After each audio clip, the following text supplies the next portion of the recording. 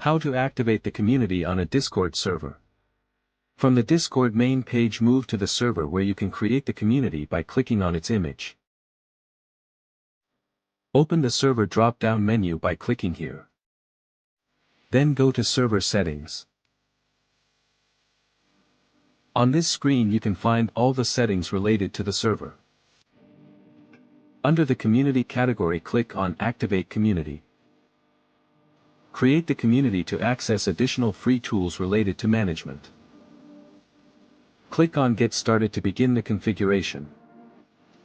Keep the community safe. Click on these two flags to force members to enter a verified email and to check the contents of all members. Go ahead. Create some URN and guide rules for the channel and for updates for the community. Press Next again. As a last step, read and accept the rules. After having ticked this box, click on Finish the configuration. As you can now notice, under the community heading, new settings menus related to the group have appeared.